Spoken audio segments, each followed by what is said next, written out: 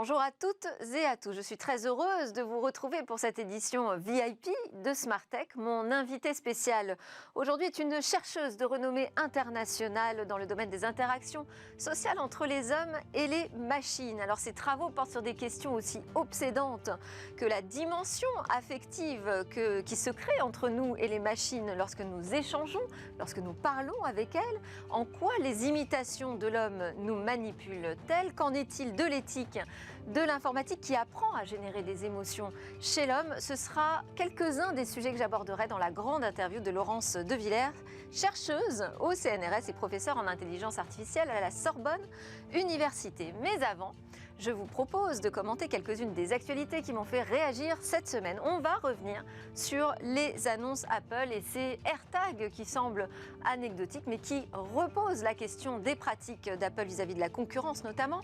On parlera aussi de l'accident de Tesla, un accident mortel dans le Texas et bien d'autres sujets avec mes commentateurs très Smartech, deux confrères que j'ai toujours plaisir à solliciter. Ils sont déjà en plateau, Romain Heuillard et Jérôme Marin. Et puis en fin d'émission, nous retrouverons notre rendez-vous dans l'espace. Il est dédié aujourd'hui à l'histoire de la Russie dans la conquête spatiale, aventure que nous avions commencé à évoquer à travers le premier voyage historique de Youri Gagarin. Mais tout de suite, place au débrief.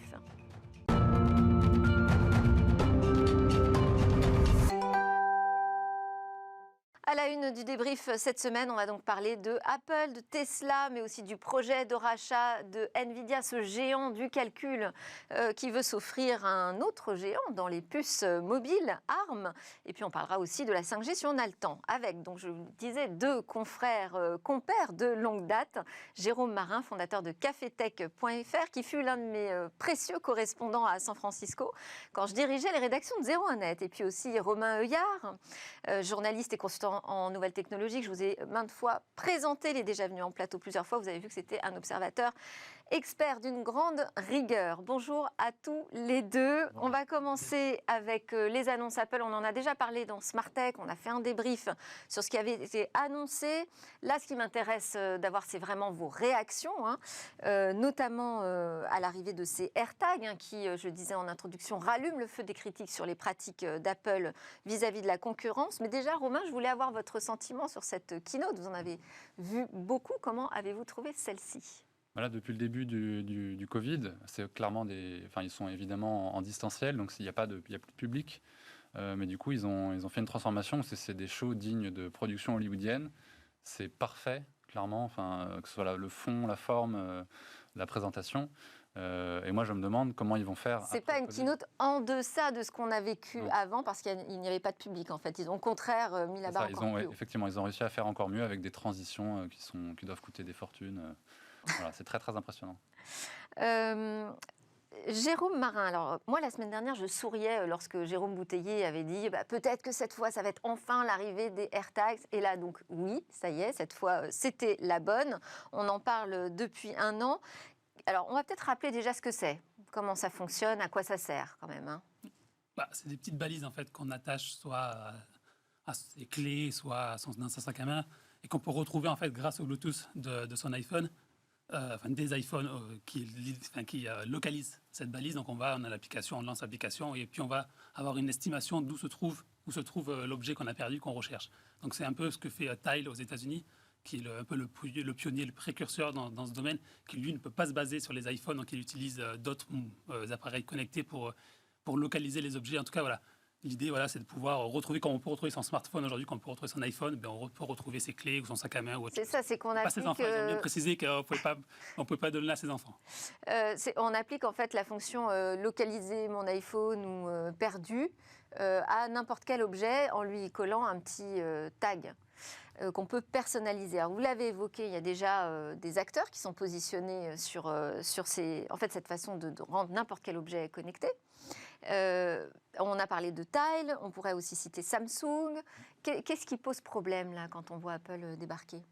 Le vrai souci, effectivement, c'est que Tile, ça existe déjà en France en fait, mais le souci qu'on a avec Tile, c'est qu'effectivement, c'est des applications tierces, ou avec Samsung, ou d'autres marques, c'est des applications tierces, et que du coup, il faut que l'application, c'est un petit peu le même souci qu'on a avec tous anti-Covid, il faut que l'application fonctionne sur le téléphone, sauf qu'on sait que sur iPhone, les applications en arrière-plan, c'est un petit peu compliqué. Elles finissent par être éteintes par le système quand ça fait trop longtemps qu'elles fonctionnent.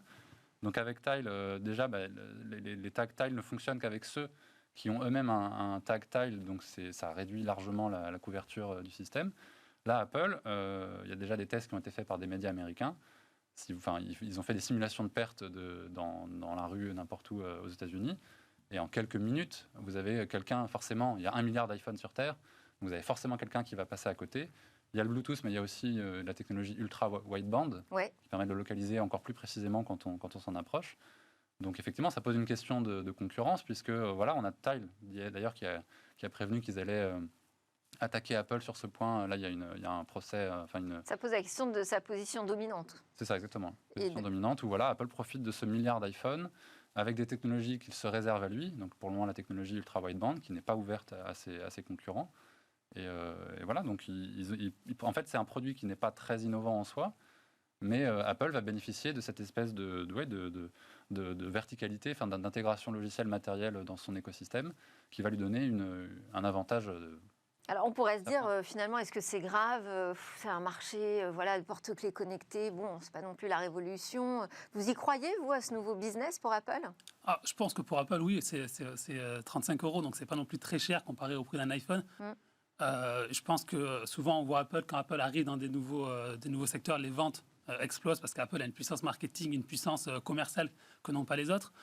Pourquoi c'est grave? Pourquoi Tile se plaint? C'est qu'ils disent nous, on veut être en mesure de se battre avec Apple de manière juste. Aujourd'hui, on ne peut pas parce qu'on n'a pas accès aux milliards d'iPhone qu'Apple peut utiliser pour localiser. Donc, il y a un moment où on peut se dire oui, c'est qu'une petite entreprise, mais je crois que ça participe à une succession de petites positions comme ça qui s'ajoutent aux unes les autres et qui finalement fait une grosse position dominante qui est difficile à remettre en cause pour des acteurs qui sont plus petits, qui n'ont pas les moyens, qui n'ont pas accès à la même technologie. Ouais, c'est ça, c'est qu'aujourd'hui, on n'arrive plus à faire en sorte que le marché s'auto-régule. Il va falloir vraiment qu'il y ait des interventions au niveau des États. Alors, au-delà de est-ce que ça va prendre, est-ce que ça ne va pas prendre, quel marché, tout ça, ça pose aussi la question du tracking. Parce que là, on a donc un tracker connecté, c'est son job, mais ça veut dire que potentiellement, on va pouvoir vraiment tout tracer tout le temps, en permanence. Mais d'ailleurs, c'est une limite de ce produit, c'est que Apple, évidemment, met en avant le respect de la vie privée. C'est un de ses arguments marketing forts par rapport à sa concurrence. On a beaucoup entendu Tim Cook là-dessus, oui. Tout à fait. Et d'ailleurs, ça donne une limite de ce produit-là. C'est qu'en fait, en voulant empêcher, par exemple, au propriétaire d'un AirTag de le poser sur quelqu'un d'autre, sa femme, son enfant, je ne sais quoi, en fait, le souci, c'est que contrairement à un Tile qui peut servir de produit anti-vol, de fait, les AirTags vont difficilement pouvoir servir de ça. Puisque dès qu'il est éloigné du propriétaire depuis trop longtemps, il va se mettre à sonner.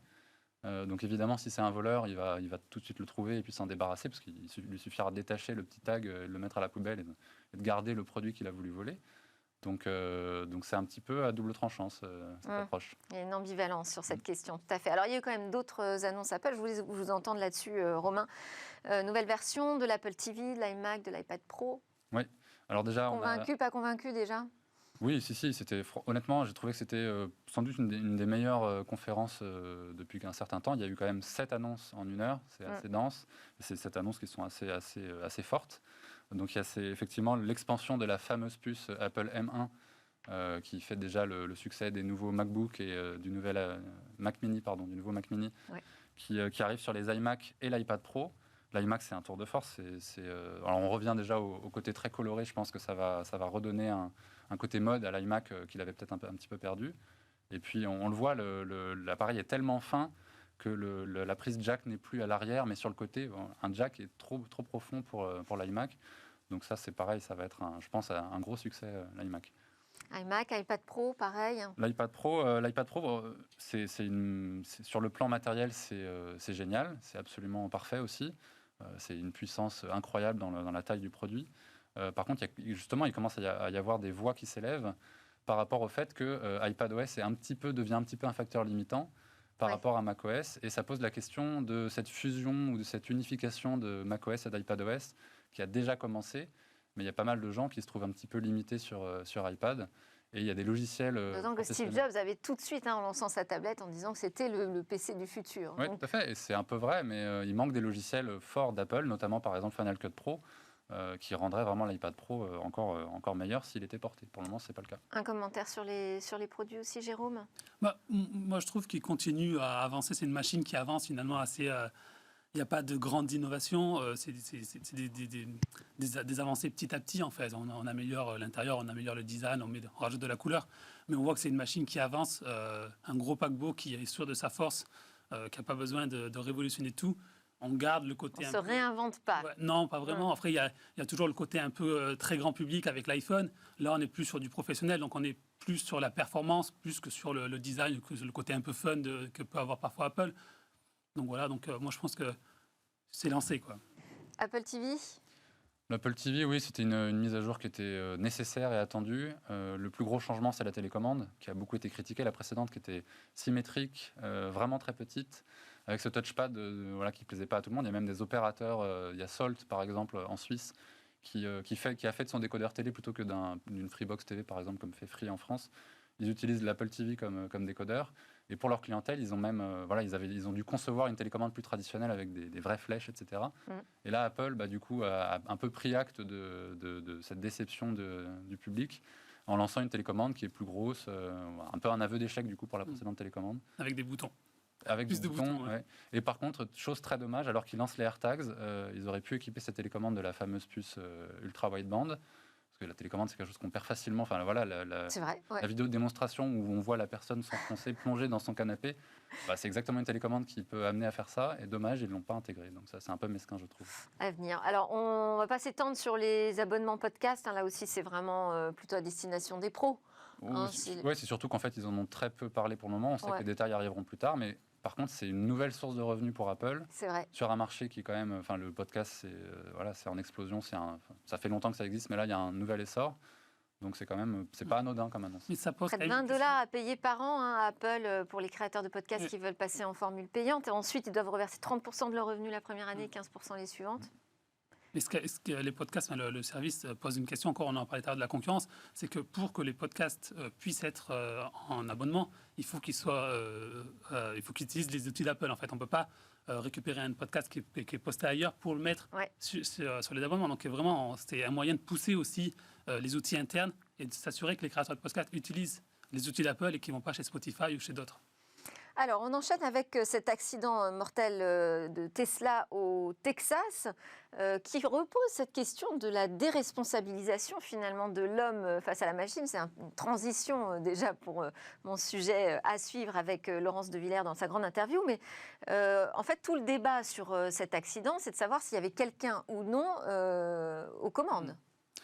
Moi, je pense que le débat il devrait être sur le nom en fait, de la fonctionnalité. Donc, Tesla appelle ça l'autopilote. Donc, ce qui laisse à penser que c'est un pilote automatique comme on est dans le fantasme collectif, l'avion qui atterrit tout seul, des choses comme ça. Et donc finalement, les conducteurs de Tesla en mode un peu autonome, c'est plutôt une aide à la conduite, ils ne sont pas forcément attentifs comme ils devraient en fait. Même si normalement il y a une législation, on doit poser les mains sur le volant, je crois, mais même si 2 minutes. Ouais. C'est quelques secondes. Ouais. À quelques secondes. Mais même si les mains sont sur le volant, l'attention elle n'est peut-être pas autant importante qu'elle devrait être. Donc ça pose la question déjà du nom et ensuite de ce que la machine peut faire. Est-ce que le système un peu hybride comme ça où c'est pas tout à fait autonome, mais c'est pas non plus, ça aide à la conduite. Est-ce que c'est pas finalement un entre-deux qui est pas assez clair à comprendre? Qui sème le trouble. Alors, ce que dit Elon Musk, c'est que l'autopilote n'était pas enclenché, qu'il n'y avait pas non plus de la part du propriétaire l'achat de l'option full self-driving. On a quand même retrouvé au final les 2 victimes. Une était à la place du passager, l'autre était à l'arrière de la voiture. On ne sait pas exactement ce qui s'est passé. Moi, je ne suis pas tout à fait d'accord sur le côté autopilote. Le pilote automatique dans les avions, ça permet de garder un cap et une altitude pendant qu'on est en vol. On sait que, a priori, les avions ne se posent pas tout seuls. Dans un bateau, c'est pareil, ça sert à garder juste le cap. Et Tesla prend quand même... Autant je suis vraiment le premier à critiquer plein de choses chez Tesla. Là, je trouve qu'ils ont vraiment pris les mesures qu'il fallait sur ce sujet. La première fois qu'on l'active, quand on est propriétaire d'une Tesla, il y a vraiment un texte qui affiche bien ce dont la voiture est capable. Et pour passer outre les protections, en l'occurrence, là, si vraiment il n'y avait personne au volant, ça veut dire que les personnes ont vraiment été inconscients, ont mis un parpaing à la place du siège conducteur parce que sinon ça se désactive. Il faut remettre ses mains Et régulièrement, puis aussi, il etc. faut reposer la question de quel risque on est prêt à accepter de la part d'une voiture autonome. Combien d'accidents de voitures autonomes versus combien Et d'accidents c'est ce qu'il faut rappeler, effectivement, avec c'est que des humains au volant. Bon, malheureusement, on n'a pas le temps d'aborder nos autres sujets. Il y avait cette question autour du rachat d'ARM par Nvidia. On a dit que c'était un puissant aujourd'hui dans le monde du calcul. Et ce rachat inquiète notamment le gouvernement britannique qui a lancé une enquête. Un mot simplement, Romain, là-dessus. C'est deux concepteurs qui font des technologies très innovantes. Effectivement, la question que ça pose, la différence, c'est que ARM était vraiment un acteur neutre qui fournissait plein de fabricants. Là, le souci qu'on a avec Nvidia, c'est qu'Nvidia est lui-même concurrent en fait des gens que ARM fournit. Donc effectivement, ça pose la question d'une concurrence neutre et équitable après le rachat. Et que peut-être l'Europe devrait aussi regarder. Oui, tout à fait. Merci beaucoup à tous les deux. Merci Romain Huillard, journaliste, consultant en nouvelles technologies, et Jérôme Marin, fondateur de cafetech.fr. Juste après la pause, on se retrouve pour la grande interview.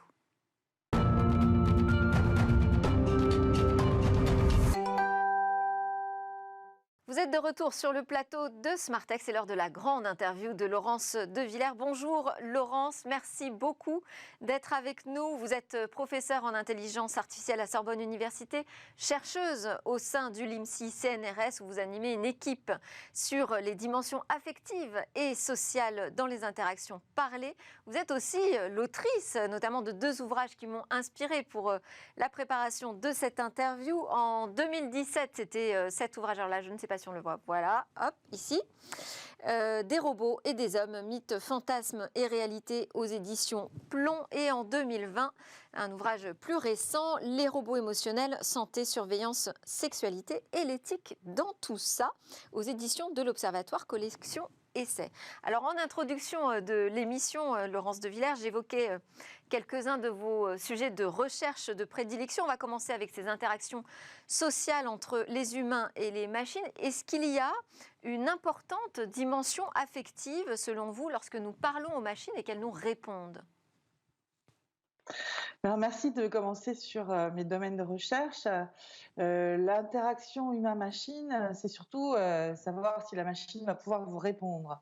Alors, vous avez raison, il y a une dimension affective des deux côtés. D'une part, de la machine qui va simuler des expressivités affectives, avoir une simulation même de ce qu'on appelle l'empathie, et puis de l'autre côté, l'humain qui risque aussi, lorsqu'il va interagir avec les machines, de ressentir certaines émotions. Alors les premières émotions qu'on ressent devant une machine, et ça on l'avait constaté il y a une vingtaine d'années, c'était plutôt quand on interagissait avec les premiers systèmes, de l'énervement, parce que le système n'était pas assez bon, et puis une tendance finalement à se mettre en colère ou être désespéré des performances de cette machine.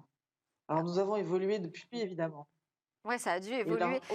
Et donc on a des interactions nouvelles, beaucoup plus proches, je dirais, et presque constantes avec les machines aujourd'hui, ne serait-ce qu'avec nos smartphones, par exemple, qui maintenant répondent, même quand on leur pose des questions. Est-ce que ça pose des nouvelles problématiques, ça ? Oui, bien sûr. Donc, les smartphones, mais aussi les agents, les assistants vocaux, comme les Google Home, Alexa, Amazon, qui arrivent de plus en plus dans les foyers. Puis demain, les robots sociaux, qu'on verra peut-être auprès des plus anciens ou auprès des plus jeunes pour l'éducation, l'assistance, en termes de compagnons, sont des machines en fait qui nous parlent et nous répondent. Alors, on a fait d'énormes progrès parce que effectivement, c'est plus spontané. On se veut maintenant, on essaye de trouver les caractéristiques de l'humain pour qu'il comprenne que l'interaction soit effectivement plus fluide et qu'il y ait plus d'engagement en fait de la part des gens pour parler à ces machines. Mais en même temps, de l'autre côté, la personne anthropomorphise et surcapacite, je dis souvent, projette en fait des capacités sur la machine qu'elle n'a pas. La machine n'est pas sensible, elle ne ressent aucune émotion, même si elle vous dit qu'elle est triste pour vous, elle ne vous aime pas, même si elle vous dit qu'elle vous aime, elle n'a pas d'intention propre, ce sont des algorithmes qui ont été préparés, qui utilisent un certain nombre de connaissances, de modèles, et qui font que la machine va vous répondre d'une certaine manière. Du coup, la machine ne comprend pas, ne pense pas et n'élabore pas de la même façon qu'un humain une réponse, et puis surtout n'est pas responsable de ce qu'elle dit. Et vous avez raison, cela ouvre un grand nombre de sujets, de tensions éthiques. C'est jusqu'où voulons-nous aller dans la société sur l'imitation de l'humain? Est-ce qu'on doit aller jusqu'à une frontière qui est finalement la confusion entre la discussion avec une personne vivante qui ressent et qui a une certaine morale et qui va répondre avec sa conscience, et par rapport à une machine qui finalement est une sorte de perroquet complexe, parce que il répète pas exactement les phrases que vous avez dit, mais il est capable d'en construire des nouvelles à partir des phrases qu'il a déjà mémorisées. Donc, ce premier sujet est complexe, surtout si on met ces objets auprès de personnes vulnérables. Ensuite, tout est invisible, c'est-à-dire que la parole qui naît des machines vient de nombreux modules d'intelligence artificielle, reconnaissance de la parole, où on est presque au niveau de l'humain, dans une ambiance qui soit non bruitée, c'est-à-dire pas d'effet de superposition de voix, ni de marteau-piqueur autour, mais dans une qualité vocale, dans une chambre normale, eh bien, la machine est capable de reconnaître les mots qui sont dits de la même façon que le ferait un humain. Maintenant, le vrai sujet, c'est la compréhension. La machine ne comprend pas. Elle a juste des modèles qui sont de la pseudo-sémantique, et en tout cas, il n'y a aucune intention. Et ce que je dis souvent pour terminer, c'est que la machine n'a pas de conatus au sens de Spinoza, c'est-à-dire elle n'a pas de conscience d'être, d'appétit de vie, de vouloir rester ce qu'elle est. Et du coup, c'est un leurre, c'est une imitation qui ne doit pas nous emmener vers des projections trop fortes. C'est-à-dire que la parole était jusqu'à présent la parole humaine, et grâce à ces machines, elle devient non humaine, c'est-à-dire non réalisée par un humain, Alors vous avec dites, cette nature différente. Vous dites justement, c'est intéressant, vous dites la machine ne comprend pas. Pourtant, on a tendance à vouloir croire le contraire. Et il y a des formes d'interaction aujourd'hui qui vraiment sèment le trouble. Je pense par exemple à ces nouveaux avatars, des avatars influenceurs qu'on trouve sur Instagram, notamment Lil Miquela, pardon, qui est devenue une star, hein, qui a des articles dans Vanity Fair. Je pense aussi aux GAN qui sont capables de générer en fait des visages qui n'existent pas. Je pense aussi aux synthèses vocales qui travaillent avec le deep learning et qui peuvent reproduire des voix, mais jusqu'à même créer en fait des discours d'hommes politiques. Par exemple, on a vu Barack Obama tenir des discours totalement créés par la machine. Ces formes d'interaction, elles posent problème parce qu'elles sèment le trouble entre ce qui est vrai et ce qui est faux. C'est juste un problème de deepfake ou ça va plus loin?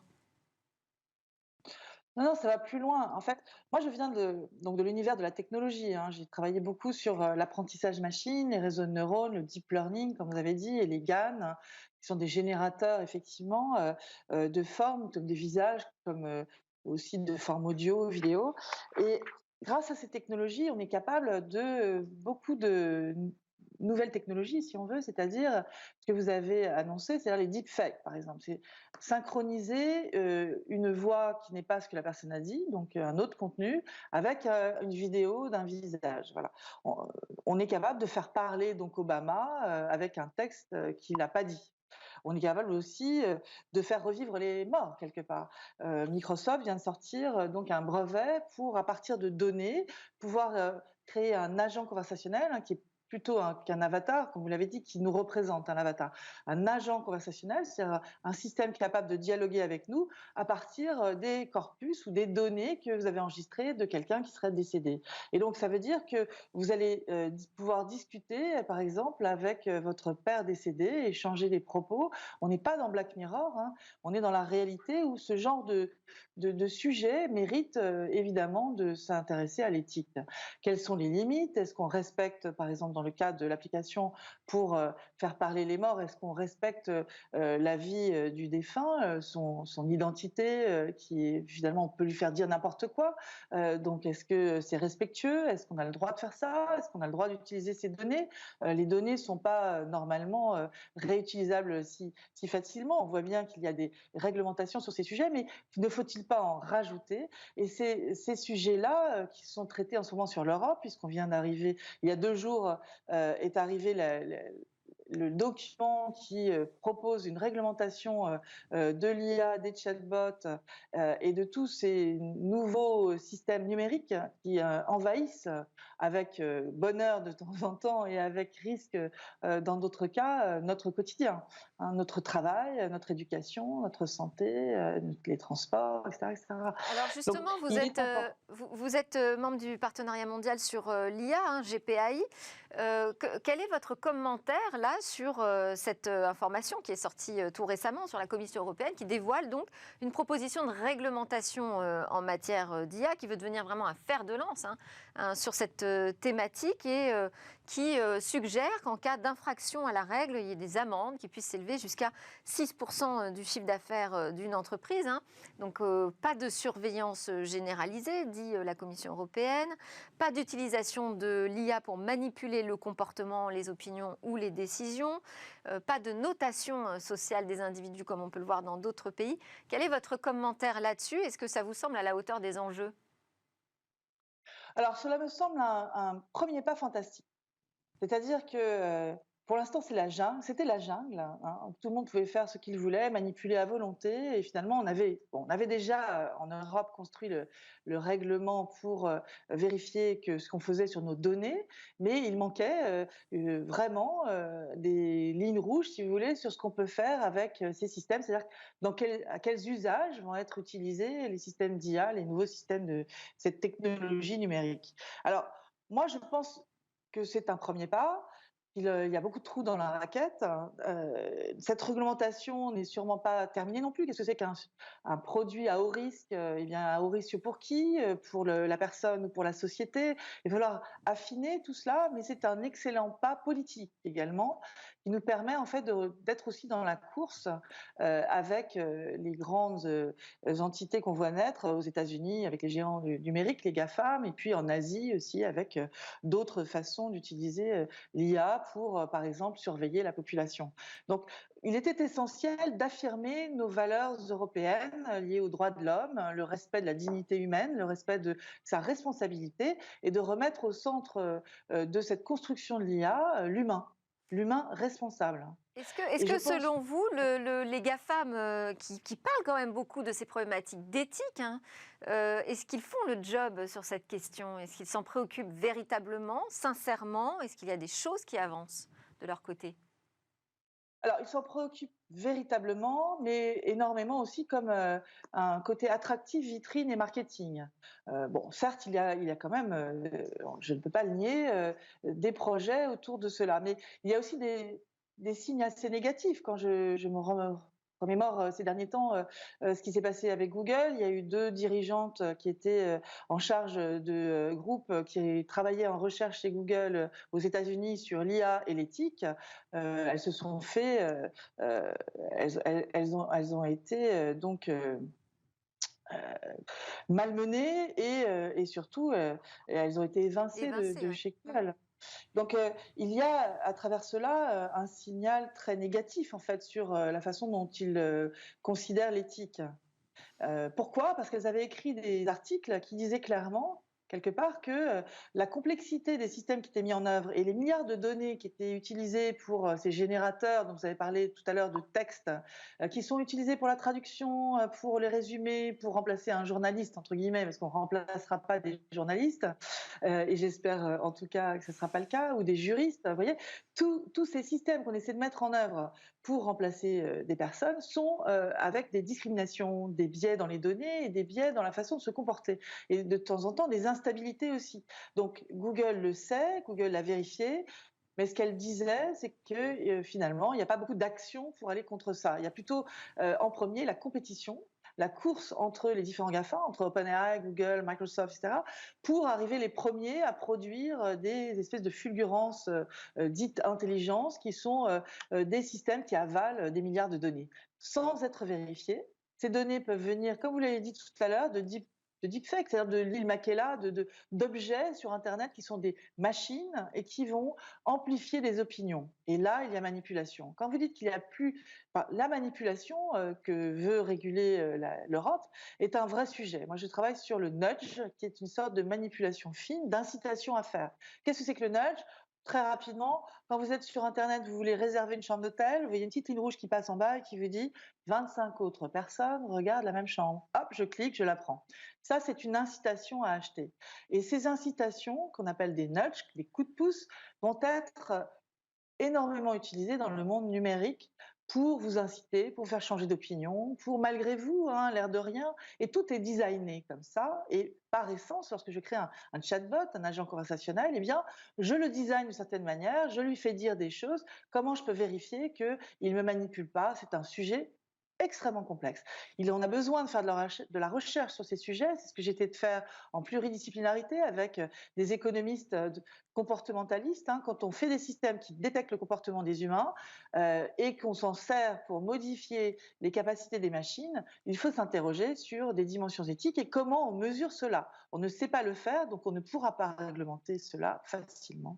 Et c'est en ça qu'il y a aussi des trous dans la raquette et qu'il est nécessaire de faire des observatoires technologique aussi, c'est-à-dire qu'il ne suffit pas que des juristes donnent les lignes rouges, ni que des philosophes travaillent sur l'éthique. Il faut que les philosophes, les juristes et les informaticiens et d'autres disciplines également se mettent ensemble pour travailler sur ces sujets. Et vous avez eu raison de parler du GPAI, qui est ce partenariat mondial sur l'IA, qui a cette idée de pluridisciplinarité et de mélange d'industriels, de chercheurs, de personnes liées au gouvernement pour essayer de comprendre à 15 démocraties et j'espère à plus tard, pas seulement sur l'Europe, hein, puisqu'on inclut l'Australie, la Nouvelle-Zélande, la Corée du Sud, l'Inde, et c'est extrêmement dynamique, Singapour, pour discuter de ces sujets avec un angle complexe, c'est celui de la culture et de la politique. Alors, C'est-à-dire, qu'est-ce qu'on fera demain? Alors, on n'a plus beaucoup de temps. Je voulais aussi, puisqu'on parle des GAFAM, on a aussi une personnalité française qui travaille pour Facebook. Il s'appelle Yann Lequin, que vous connaissez bien. Vous le citez même dans votre dernier ouvrage, Les robots émotionnels. Et il affirme que les machines auront un jour des émotions. D'abord, est-ce que vous êtes d'accord avec lui? Et puis, je voulais aussi, puisque je vous lance, hein, vous lancer aussi sur un débat que vous avez eu ensemble sur la conscience des machines. Les robots seraient-ils incapables de développer une conscience d'eux-mêmes, selon vous, Laurence? Alors, dire cela, je me suis rendu compte que ça faisait rêver, hein. Que Yann Lequin dise que les machines demain vont être avec une certaine conscience et une certaine sensibilité, fait rêver. Alors, moi, comme je sais comment on construit ces machines, ça me fait pas du tout rêver. Ça me stupéfait et ça me fait un peu froid dans le dos. C'est-à-dire que cette anthropomorphisation que l'on a vis-à-vis de ces machines est très forte. Elle est très naturelle d'ailleurs, hein. C'est ce qui nous permet de survivre intelligemment, collectivement, c'est-à-dire faire prendre soin de l'autre, etc. Quand on voit les machines de Boston Dynamics, qui sont des robots, se faire malmener, jeter à terre par quelqu'un à côté, eh bien, on éprouve réellement de la tristesse, de l'empathie, en se disant «Ah pauvre robot, qu'est-ce qu'il fait par terre?» et cetera. Cela ne veut pas dire que la machine a des émotions. Là, on fait un pas de géant qui est, à mon avis, dans la bouche de Yann Lequin, une métaphore pour aller chercher encore plus d'argent, encore plus de puissance avec ces machines. Donc, il est dangereux de penser cela pour bien comprendre, hein, démystifier en fait ce qu'est la machine. Moi, je me suis engagée en fait en tant que chercheur pour parler au plus grand nombre, pour démystifier, c'est-à-dire pour essayer d'expliquer, n'ayez pas peur de cela, de la conscience des machines, de la puissance, de l'intelligence des machines. C'est pas vrai. On vous agite un chiffon rouge, un peu comme devant un taureau pour le faire foncer dans une direction. Ce qui est réel, c'est que ces systèmes peuvent dès à présent nous manipuler et qu'on n'en a pas conscience, qu'ils sont invisibles et qu'il faut s'en préoccuper maintenant. Et donc, vous envoyer sur la planète Mars en disant regardez, demain, elles seront émotionnelles et conscientes, c'est une espèce de manipulation langagière, pas forcément voulue, qui a aussi cet attrait hein, de rêver, d'avoir envie de faire des machines qui vont nous servir, qui vont être incroyablement intelligentes et qui vont nous apporter du bien-être. Très très bien, mais la machine en elle-même n'a pas de corps. Nous sommes une entité qui a un corps, un esprit et qui est indissociable. Et c'est grâce aussi à notre corps que nous sommes tristes, nous avons peur, etc. Dans nos viscères sont inclus aussi des tas de fonctionnements qu'on ne sait pas mettre sur une machine. Nous ne savons pas non plus représenter un cerveau humain, ni en simuler un réellement. Les réseaux de neurones qui sont utilisés pour l'intelligence artificielle sont des neurones de l'ère visuelle. Il y a une seule sorte de neurones utilisés, des architectures qui n'ont rien à voir avec l'humain. Et tout ça est un peu comment dire, dissimulé parce que beaucoup de gens ne connaissent pas réellement. Et puis les gens qui connaissent beaucoup veulent s'en servir pour du marketing aussi ou pour influencer, avoir un certain pouvoir.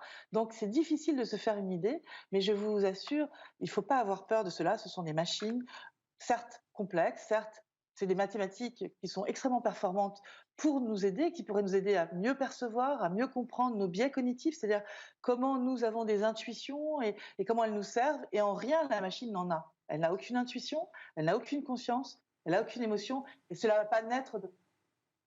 Alors, on arrive à la toute fin vraiment de cet entretien. Cette grande interview se termine traditionnellement par des questions express. Donc, je vais vous lancer sur un mot. Vous allez répondre le plus spontanément possible et le plus rapidement possible aussi. Laurence de Villers, d'abord, quels sont vos rêves? Mes rêves, c'est d'utiliser ces outils, puisque je travaille beaucoup sur ces outils, de façon collaborative, en intelligence pour l'humain. Je pense qu'on peut aller très loin dans la perception avec des systèmes comme cela. Vos peurs? Mes peurs, c'est que par séduction, par rêve, c'est peut-être un mauvais mot, mais sans vouloir chercher, on devienne addictif de ces systèmes et qu'ils nous manipulent. Vous avez une idée fixe, Laurence de Villers?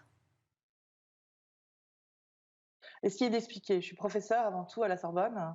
Je travaille dans un laboratoire de recherche où je travaille sur des sujets qui me semblent extrêmement riches, utiles, mais aussi à danger, à risque. Et mon engagement en ce moment et ma lubie, c'est de parler d'éthique et d'essayer d'expliquer qu'il faut discuter dans la société, qu'on a besoin que tous les citoyens, qu'ils soient concepteurs ou utilisateurs ou juste philosophes de ces idées, que tout le monde soit consulté et tout le monde travaille ensemble pour construire, créer ce nouveau monde avec ces machines qui va bouleverser énormément de notre quotidien. Merci beaucoup, Laurence de Villers, justement pour toutes vos explications sur ces sujets hautement importants d'interaction sociale et affective que nous avons avec les machines. Je rappelle, Laurence de Villers, que vous êtes chercheuse au CNRS, professeure en intelligence artificielle à Sorbonne Université. Merci encore. Alors, juste après, c'est l'heure de notre rendez-vous avec la conquête spatiale. On va parler de l'histoire russe.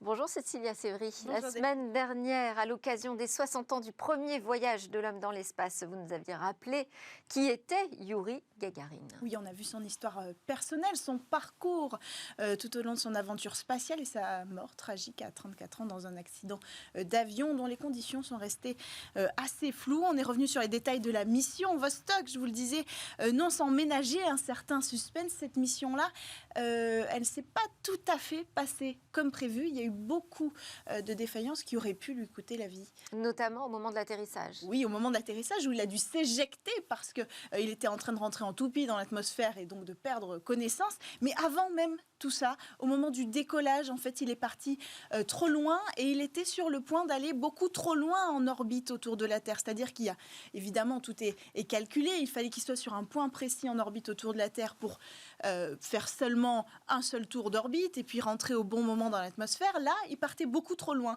Heureusement, les systèmes de freinage d'urgence se sont enclenchés. Sinon, il partait tellement loin qu'il restait dans le cosmos pendant 10 jours.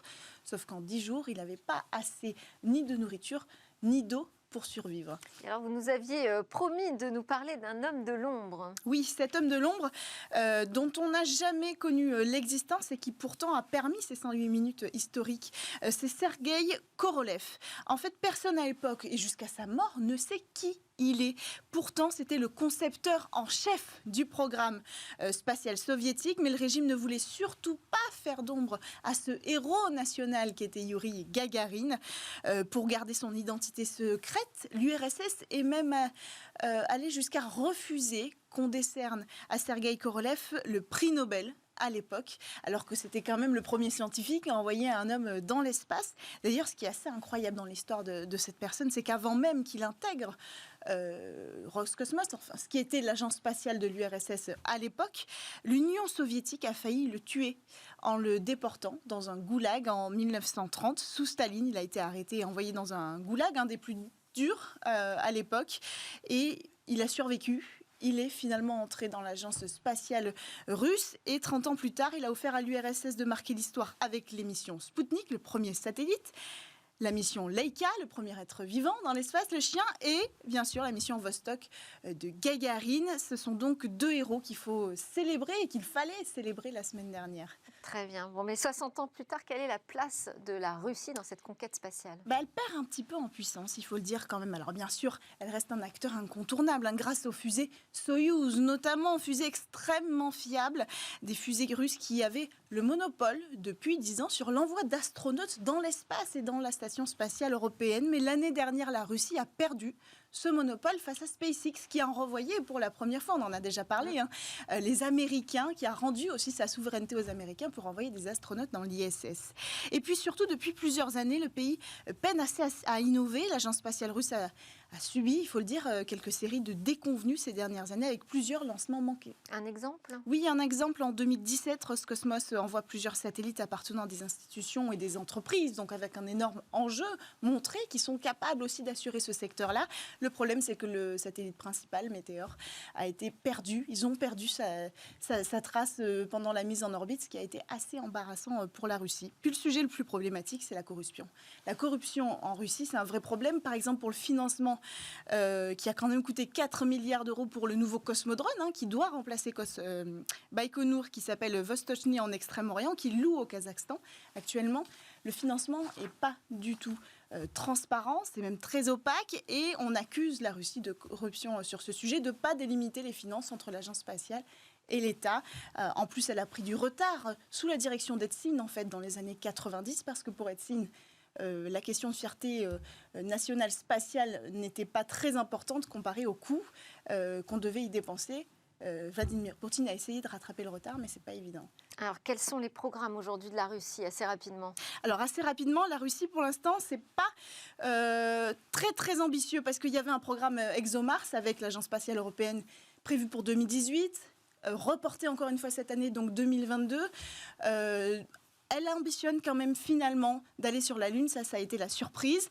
Donc il y a quand même de l'espoir pour retrouver cette fierté nationale. Elle prépare un programme qui s'appelle Luna 25 avec cette première mission Luna 25, et donc elle devrait essayer de renvoyer des hommes sur la Lune, elle aussi, autour de 2030. Alors, merci Cécilia d'abord pour cette histoire russe dans la conquête spatiale. Un mot pour terminer ce rendez-vous dédié à l'espace sur Thomas Pesquet. Oui, alors à l'heure où on enregistre cette émission, il est encore en train de se préparer. Il va rejoindre aujourd'hui pour la 2e fois de sa vie la station spatiale européenne avec 3 autres personnes, collègues astronautes dans la Crew Dragon, la station spatiale internationale qui orbite autour de la Terre à 28 000 km/h, à 400 km au-dessus de notre tête. Il va rester 6 mois là-bas, faire tout un tas d'expériences, une centaine d'expériences pour l'ESA et pour le CNES.